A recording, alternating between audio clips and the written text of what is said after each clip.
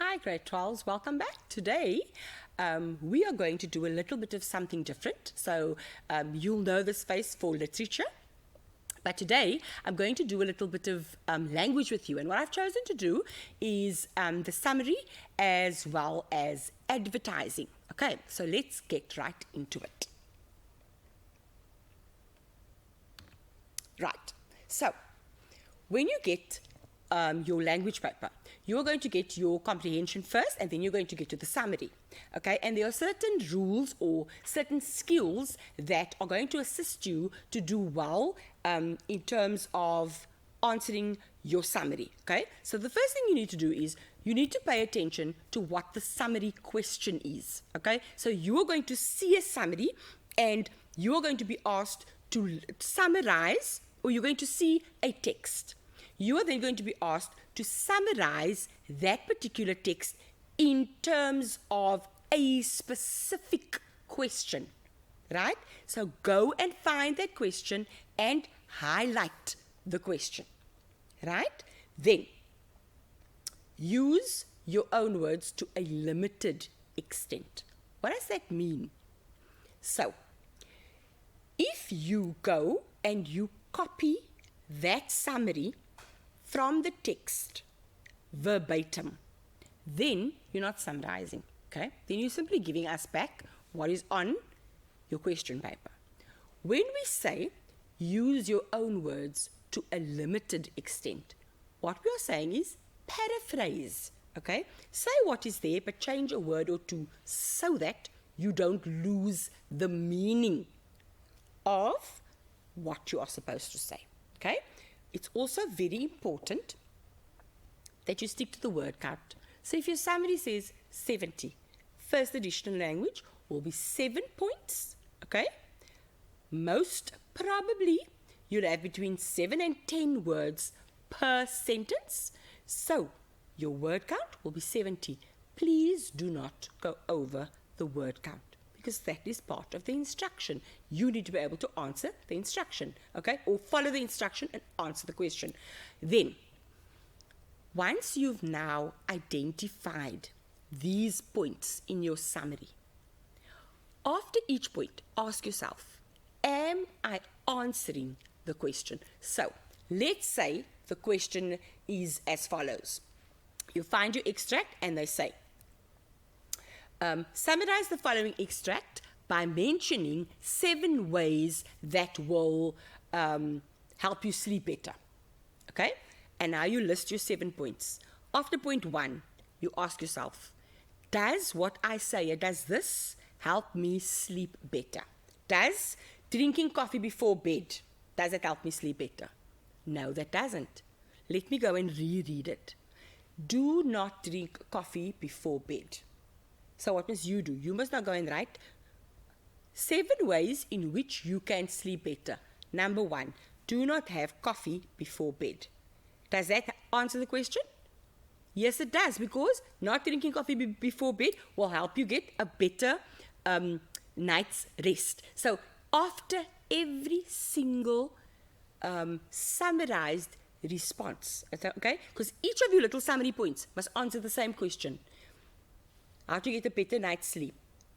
Point 1, point 2, point 3. And each of them must answer the same question, which is how to get a better night's sleep. You must have 70 words, you must have 7 points, and you must write it in point form summary. Grade 12, first additional language, do not use précis style writing or paragraph writing. We always use a point form summary. So that is how you are going to answer the question. Now, I'm going to give you some tips on how to get good full marks for the summary. Okay, step 1.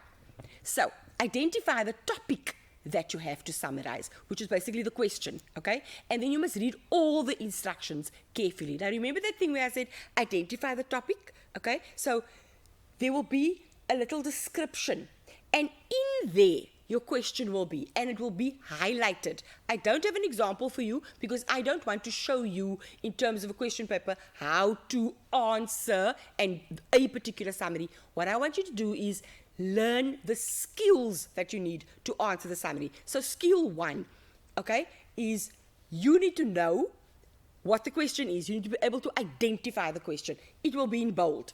Okay, so you identify the topic that you have to summarize. Now, read the instructions carefully. Right? Then you need to do planning. You identify it and you write it down on a page. Now, or on your planning page. Read through the topic. Now, with what you need to answer. You read through the passage. And underline in the passage what the question is and what about the topic, what about the summary, about the paragraph that you are reading answers that. So, the same like with comprehension. You read, first of all, to see, okay, so this is the information here, okay? Then the next reading, you underline, okay, so these are the things that answer my question, right? Now, remember I said, you can't just go and copy it from your text. You need to paraphrase. You need to change a word here or two, okay? Make it almost your own words without changing the meaning. So then, you've gotten it and you've underlined it. Now take each of those and ask yourself, does this that I've underlined here answer the question? And then if the answer is yes, put it into your own words and move on to the next point. The next point you've discovered, okay, it is in the text. Now, does this answer the question of the summary? Yes, it does. Put it into your own words and write it on your question. And that's what you do with each of the 7 summary points, okay? Between 7 and 10 words. 70 word count. Okay, that's the rule. What do? You identify your topic that the summary is supposed to be about, okay? Then you go and read it with that in mind, and then you go and search for those 7 points, and you underline those 7 points as you come across them. And when you've got your 7 points, you ask yourself, does it answer the summary question? And if the answer is yes, then that's the correct answer. Sometimes, grade 12, you're going to discover that there might even be 8 points in your summary, but you only need to give us 7, okay? You need to write your answers to your summary in full sentences, okay? You can't write a phrase or a clause. Just write a sentence so that we can see you have taken the information, you've understood the information, you've summarized it, and you've given it back to us, okay? And then, as you've now done that, you've completed your summary. Now remember, you are going to find things in there that doesn't answer your question. You can just scratch it out with a pencil so that you know that has got nothing to do with answering your summary. All right. Step 4. Look at the sentences that you now have. Remember, you've scratched out the ones that don't work for you. Now, you have to take the ones that do work, and you have to write down what are you getting out of those to answer the summary. Okay? And you've already put it in your own words in terms of changing it a little bit here and there, paraphrasing. You can now go one step further and put it in your own words. Make sure for step 6 that you count your words and that you stick to your word count. Grade 12, please be advised that the markers of paper 1 actually go and count each word in your summary, and they are going to know whether or not you are lying. The same goes for paper 3.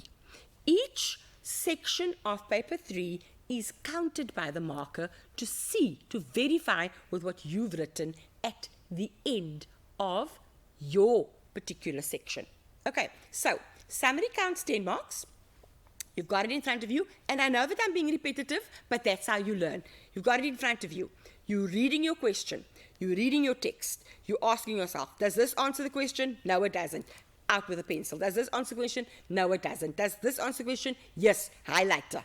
Okay? So now you're going to be left with the parts of the text that answer the question, and those points will be highlighted. What do you do next? You paraphrase, okay? In terms of changing a word or two, you can go one step further if you like and completely change it and use only your own words while retaining the meaning.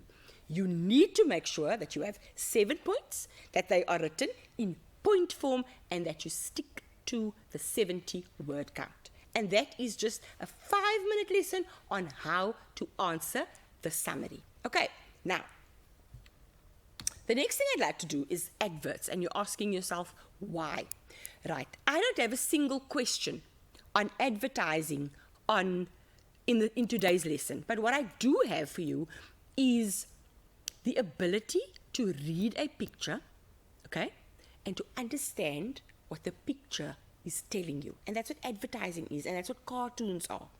Visual literacy. Visual means what you can see, and literacy means to read and to understand. So, what is visual literacy? To read and understand pictures and what pictures are telling you. Now, you've all heard about the ADA principle. Your teachers at school have discussed it with you at length. And this principle is always present in advertising, okay? And what is it all about? Let's have a look.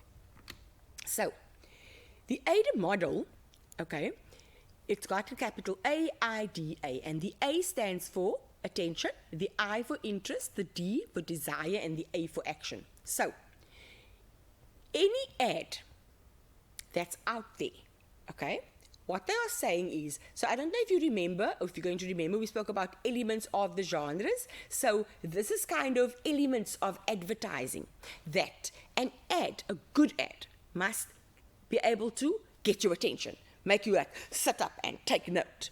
The next thing it must do, it must keep you interested. You must like, oh, I really want to keep looking at this, you know? And then there must be a stirring within you, a desire to want this product or this this idea, or, you know, this thing that's being sold. And then something must sort of prod you or urge you, you know, to go into action and to actually go and buy this product, to actually go and do this thing, to actually, you know, become part of the movement. So let us just look at today's session. If we were looking at me and what's happening here as an ad, I would need to do something to get your attention. So imagine if I greeted you like this. Hi, grade 12s. Would you want to watch the video? No, you wouldn't. So I need to get your attention. I need to say, hi, grade 12s, and welcome to today's lesson. Now I've got your attention. So how am I going to keep your interest? Today I'm going to teach you something that you might not have heard before. So now I've got your interest. Okay? How do I get you to keep watching? If I teach you the following thing, I can guarantee that you'll be able to answer any questions on advertising in your exam. Now, you know I have a desire to want to score well. Okay? But I need you to stay interested in the video. So action. If you stay tuned and watch this video, I guarantee not only will you do well in the exams, but you will learn many other things that you will be able to take with you for the rest of your life. So can you see how even with an ad, a visual ad in terms of like, you know, on TV, the principle of ADA is still there. Now, we've got this present in print ads as well, and that's what you're going to be faced with when you are sitting with your question paper. Now let's just go and have a look at attention. Something is used to attract your attention. Example, a photo, a picture, bold type, words, white spaces, ads, or size. Okay? When I did this to you, I used tone of voice. But because we're looking at print ads, those are the types of things that will attract your attention. Please note, those are also the types of things that could keep your interest, okay? If it's a picture, it could create a desire. So the ADA principle, as much as we've tried to break it up for you into 4 sections, those sort of ideas are interchangeable in terms of what it does, because the picture can keep your attention, but the picture could be the very thing that also creates a desire, okay, for you to go and see this doctor. Are you with me? So be very aware of the fact that the elements of the ad and this particular model, they are kind of interchangeable. Now let's look at what is interest all about.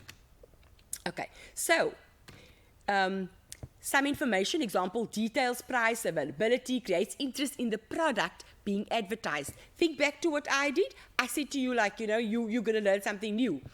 Desire, how does that work? Well, something is used to make you desire the product. So, for example, you are fond of a particular sports star, and that sports star endorses that particular item.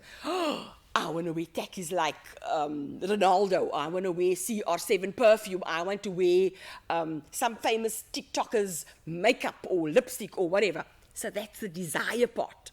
Now they have to get to the action part. Now, what's going to make you now go over and buy the product, or sort of buy into the idea, or use the service, or whatever? Must I tell you what it is, grade 12? Money. So they say to you, it's super cheap, you can afford it, $9.99, 2 for the price of 1. And they go on about how you have to act now based on a whole host of things. And most important, it will be money. Where they say to you, it's cheap, you're going to get 2 for the price of 1, it's $9.99, the sale's going to sell out soon. You must act now. And because they've taken you through the entire idea of attention, interest, desire, they've already, done all of those things. Now you're at the point where, like, ooh, I'm going to act now. I'm going to log out of this basket. My mommy must take me to the shop now. I need to get this thing, okay? Because it's like this emotional build-up that gets you to the point of, Mommy, can you buy me the takkies? Or log out, pay with your credit card. Are you with me? So that's how advertising works. So the next time you're sitting in front of your TV and you're watching an ad, look at these things and ask yourself, am I able to identify it?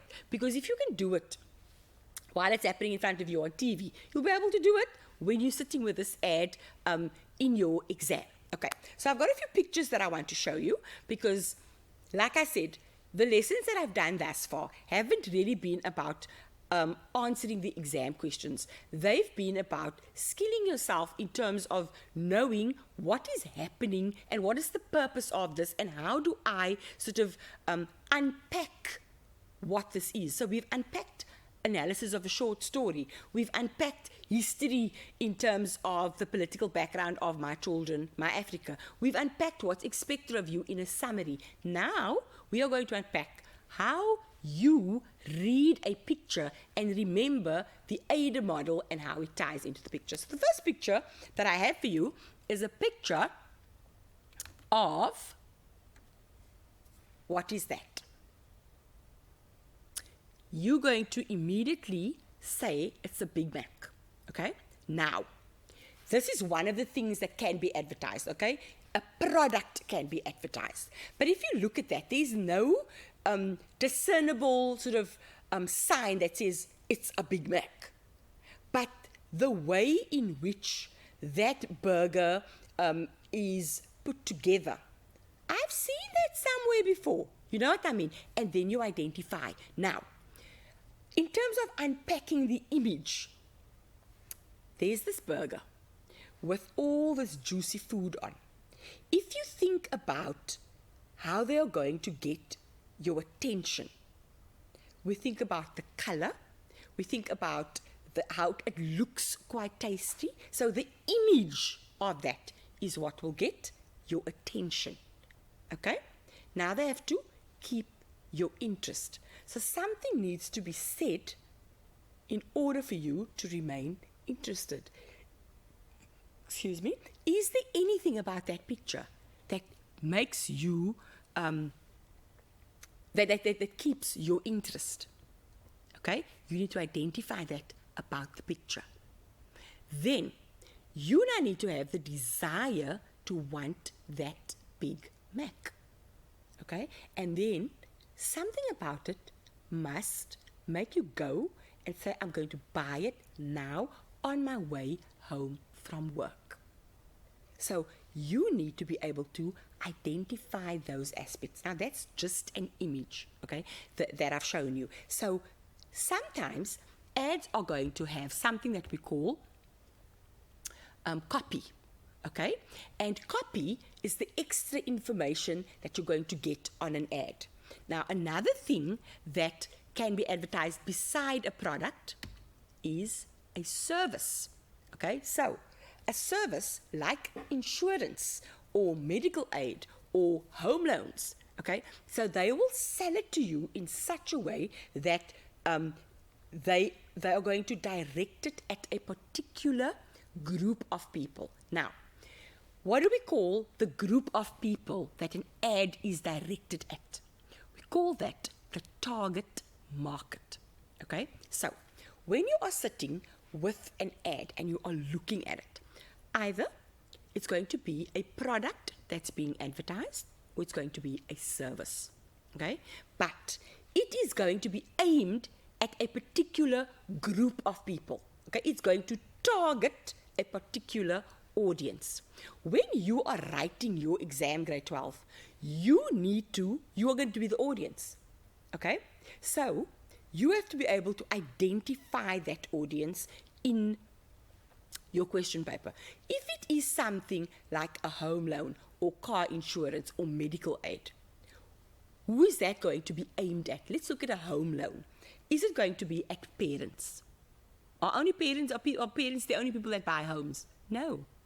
It is going to be, and you need to be specific, insurance for a home loan or making a home loan, is going to be aimed at people who want to buy a home through the bank. They don't have enough money, so they need to make a home loan. So that will be the audience that is targeted. So how are they going to target that audience? They're going to make the idea of owning a home seem appealing.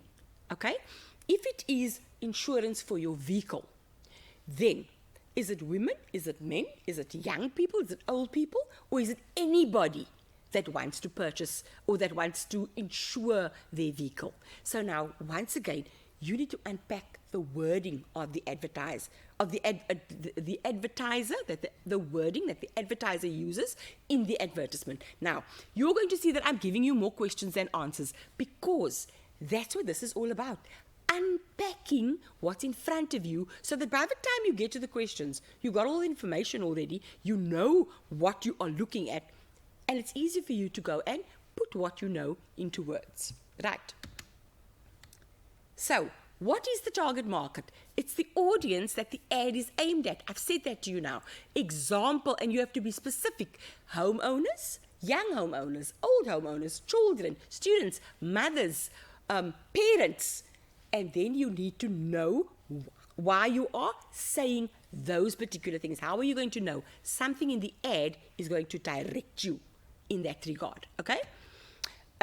What we're looking at now, grade 12, are elements of advertising, okay? So you'll have something like a brand. Now, if we look at the thing on screen, what is that swoosh mark? When we see that, what do we know? We know it is Nike, or Nike, and we know that that is the brand, okay? And so when we see that, what are the things we think of? We think of just do it. And what is that? That is a slogan, okay? So, the tick is your logo. The brand is Nike. The slogan is just do it. So, whenever you become confused, I always like to use this example of Nike, because you've got your little swoosh, and we all know brand, Nike. We all know the words that go with it, just do it. So we know that that is your slogan. We know that the tick means or represents the logo. Okay? Now I've got another example for you of a slogan.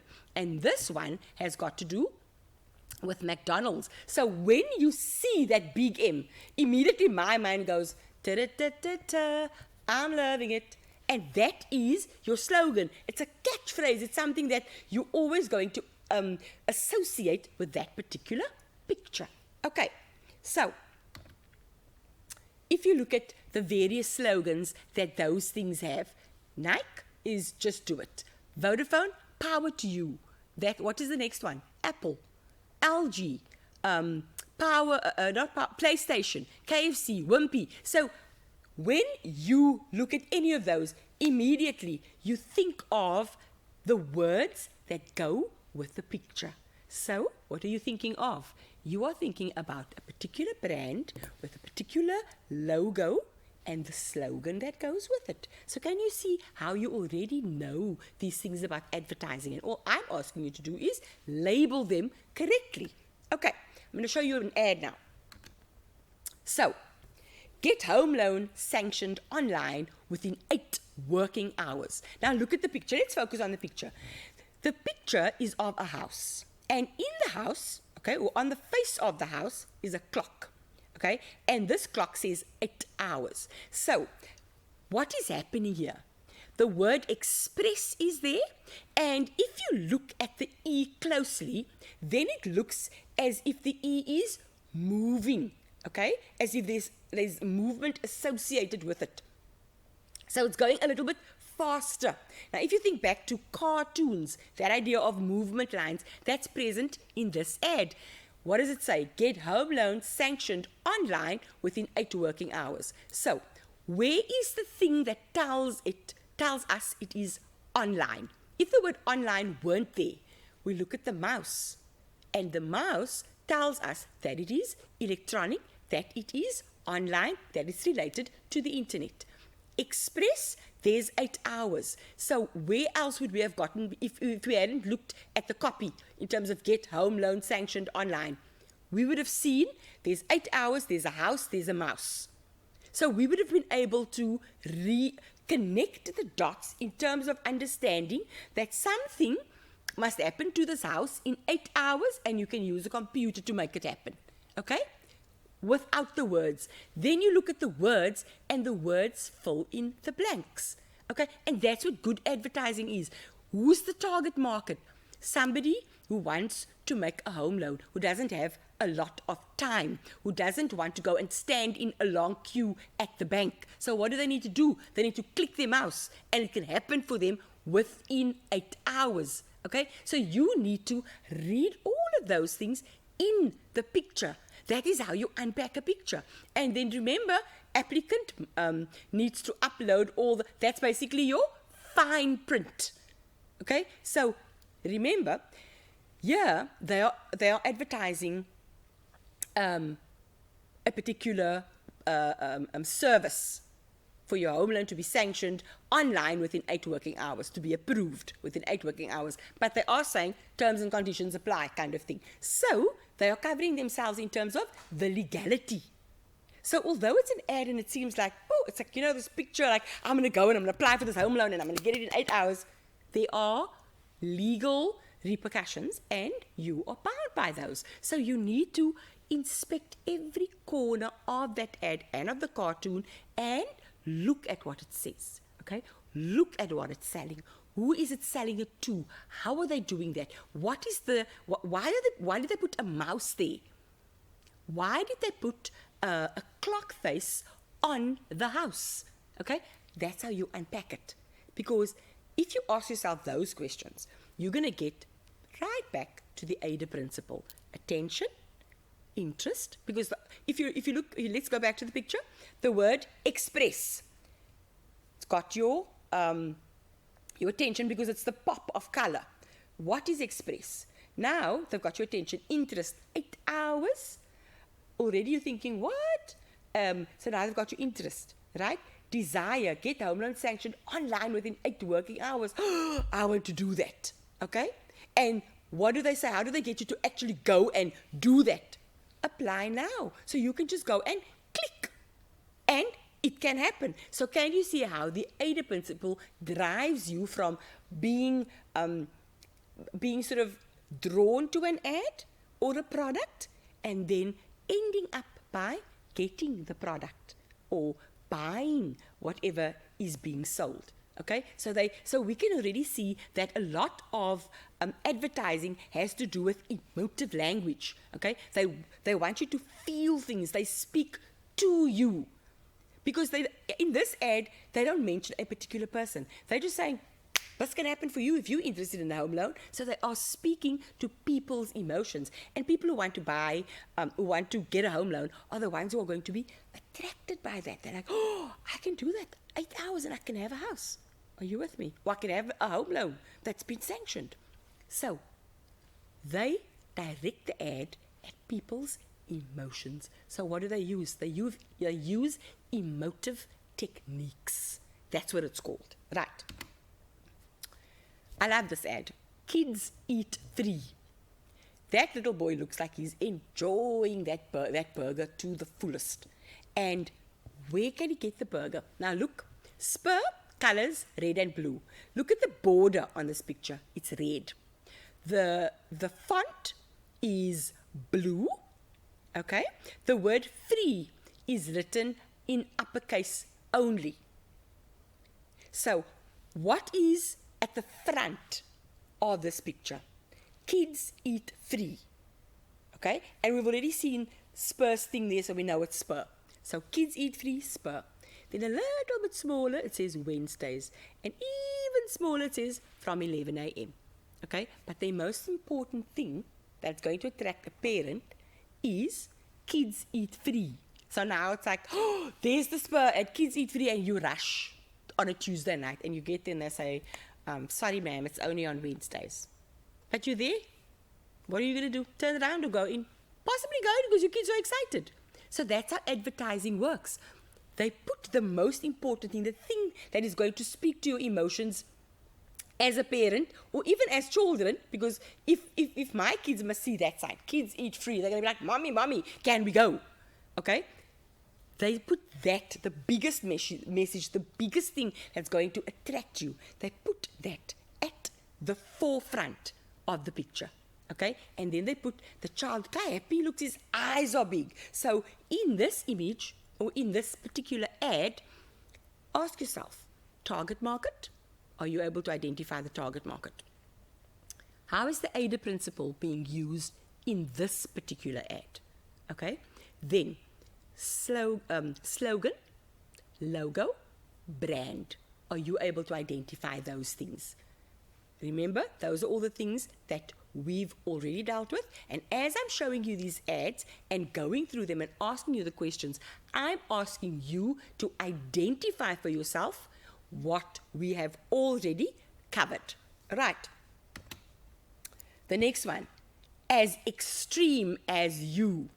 So there's this man and free falling, and then there's a car, a Mercedes SLK, and also free falling. The new Mercedes SLK is as wild as you want it to be. So then they go on about a retractable hardtop, HP supercharged engine, and undeniable style. The SLK will take you anywhere you go. Right, so that ad, is it related only to males or only to females? Because although the picture is of a man and a car, they are not being specific in terms of gender at all. So it could be, the target audience could be men and women who want to be, who are adventurous, okay? Because they also say, be as wild as you, the SLK is as wild as you want it to be. Supercharged engine, undeniable style. Who is style going to attract? Women or men? Supercharged, men. Style, women. Okay, so anybody who is adventurous, anybody who feels, I want to make a statement, feel free, come and get the SLK, because it can be however you want it to be. Smart, fast, stylish, yellow, pink, blue, adventurous. Okay, so they've chosen a male, but they've put the word style in there. Okay, and that word has a connotation. And it has a softer, a more feminine connotation. I'm not saying that men cannot be stylish, okay? But when you hear the word, that's a style, then you immediately associate the word style with women. So, in this regard, the advertisers are smart because they are not limiting this car to the male audience. They are not just targeting males. They are targeting anyone who has the money to buy this car.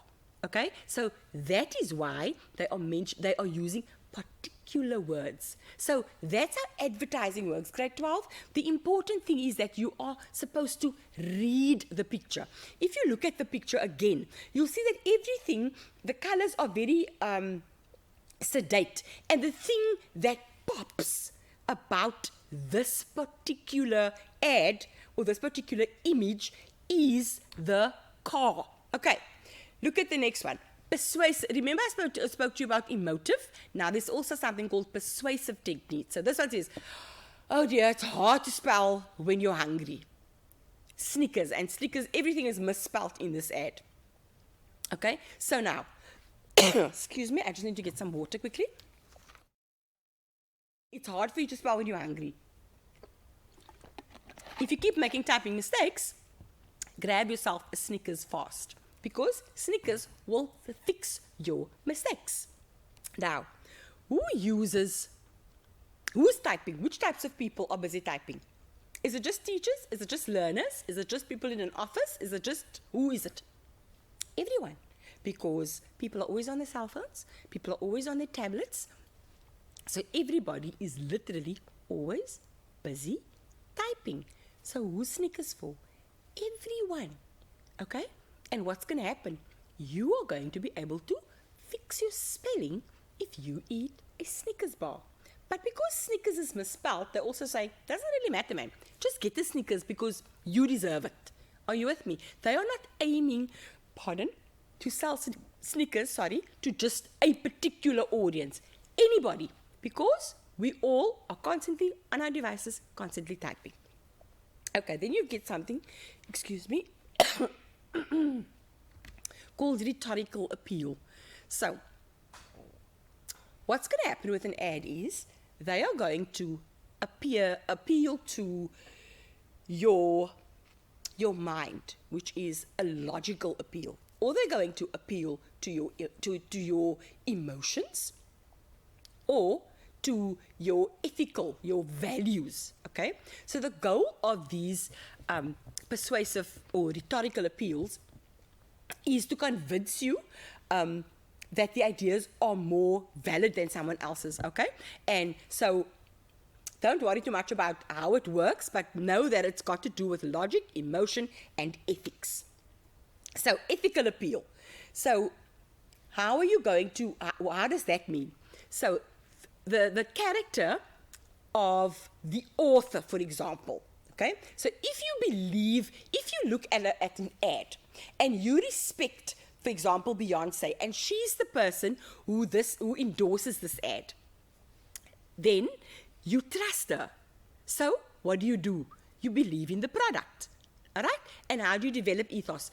You can go and look at the PowerPoints for that. But what I'm doing now is I'm just giving you the three in terms of your mind, which is logical, which is called logos, and then you've got ethical, okay, which is your value system, and you've got emotions, right? So the next one is logical appeal, and logical appeal is for the reasoning audience. So people who want an ad or a product to make sense. They are going to, how are you going to use that type of ad? You're going to give them statistics, okay? You're going to give them graphs. You're going to give them,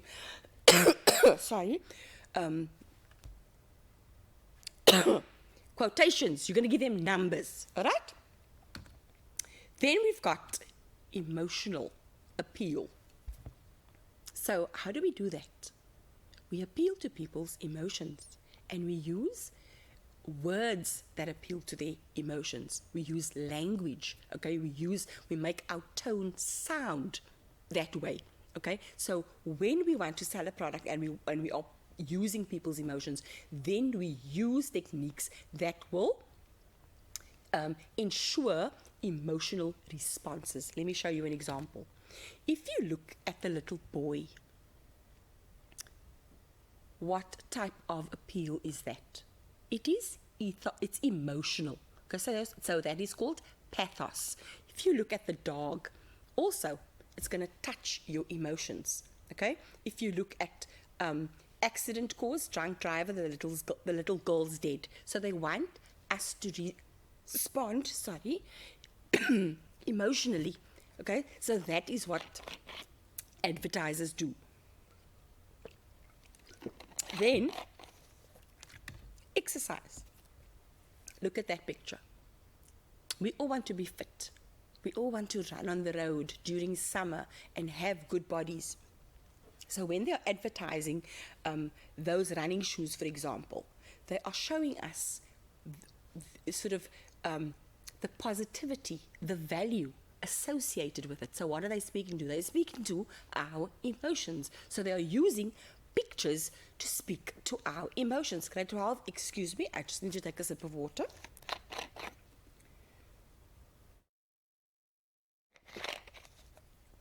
Okay, so what I need you to do is, when you are looking at ads, look at the ADA principle, okay? Look at whether or not you are able to identify whether the appeal of the ad, okay, whether the way in which they want people to buy this ad, is it logical, is it emotional, or is it ethical? Are they giving people numbers, graphs? Are they giving them a celebrity to endorse the product? Are they giving them a sad picture? What are they trying to appeal to in order to get the person to buy the product? So you need to sit and you need to be able to identify all of these things. And if you can do that, then you know that you've been successful with analyzing your ad. Okay, I want to say thank you. I trust that what we've done has been valuable to you. I've enjoyed presenting it, and I wish you all the best for the rest of your exams. Thank you so much for joining me. Goodbye.